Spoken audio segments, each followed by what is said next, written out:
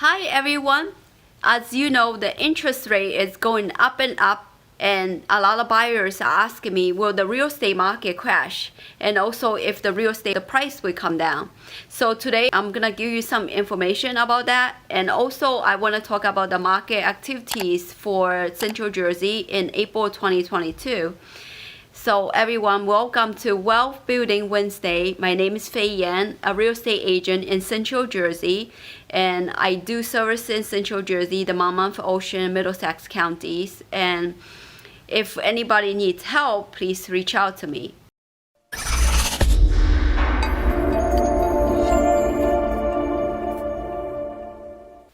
So let us look at the local market activity reports. This report I got from the Monmouth Ocean Regional Realtor Association.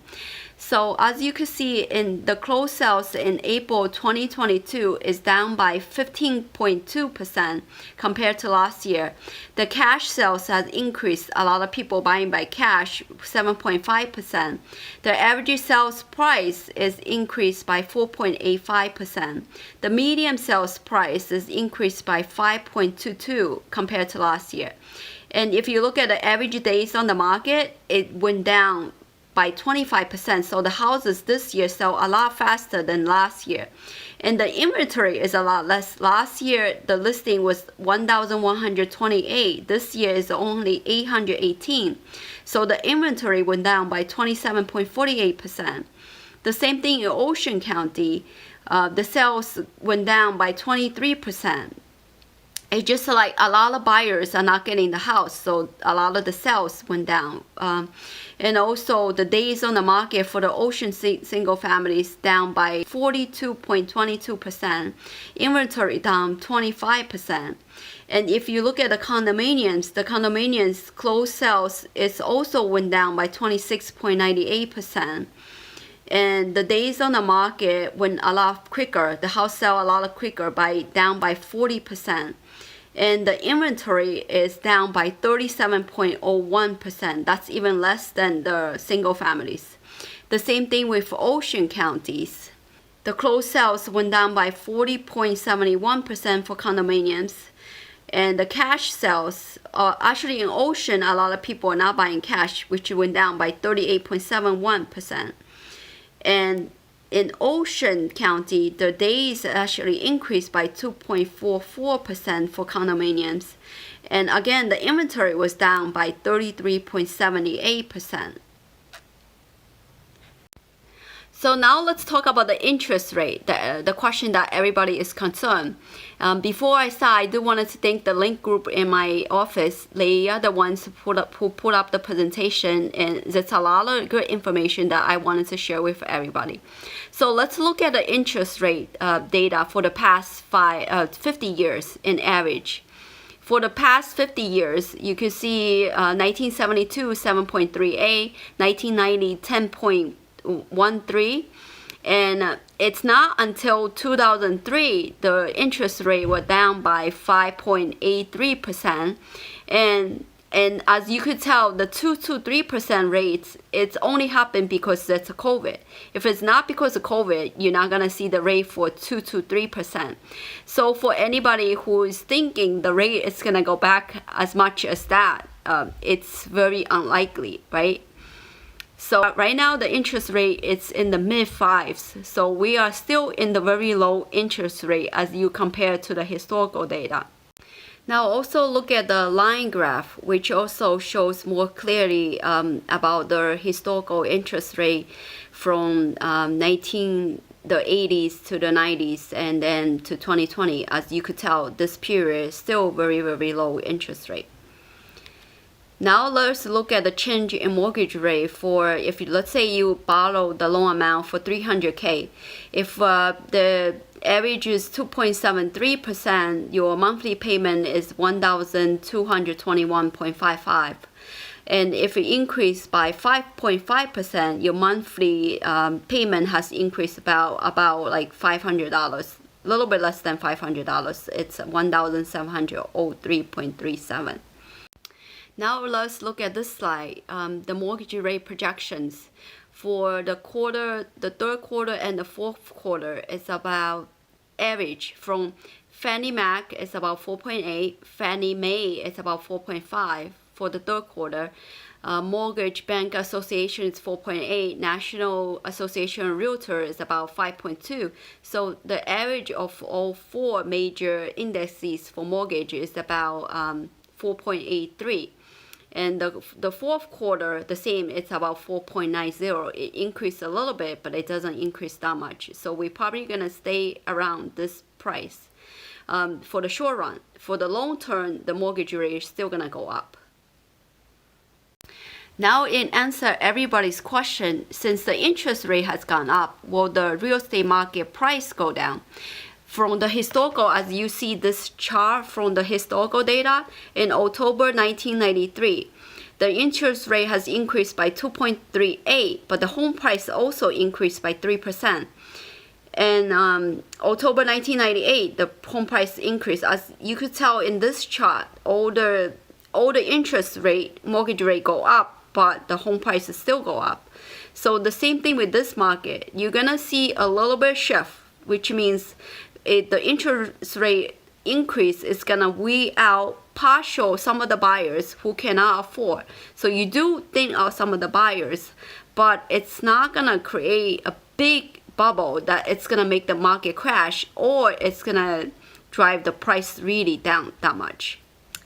Another component besides the interest rate and also the home price, that's the inventory. As you could see, the inventory is very, very low this year. So as long as the inventory stay very, very low, you're not gonna see the market price change that much. Now let's look at this slide. This slide, monthly inventory of homes for sales. As you could tell, the market had a crash between 2006, 2007, 2008, right? After 2008, everything went down. That's because it becomes the buyer market. We have a stagnant amount of inventory. In 2006, 2007, there was a lot of home for sales. There's a lot of REOs. There's a lot of inventory. Nobody wanted to buy. That's when the market crashed.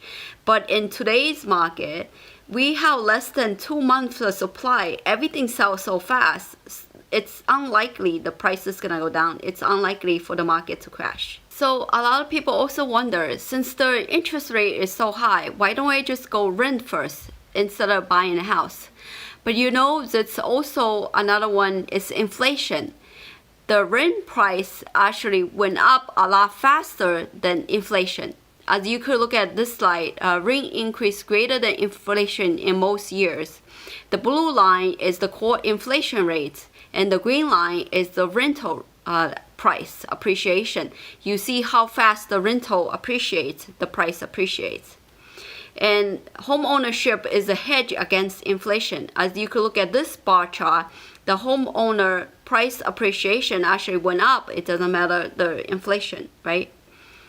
So real estate is one of the ton under inflation hedges. It's a tangible asset, and those who tend to hold their value when inflation resumes. More specifically, as price rise, so do property value. So it's a hedge against inflation.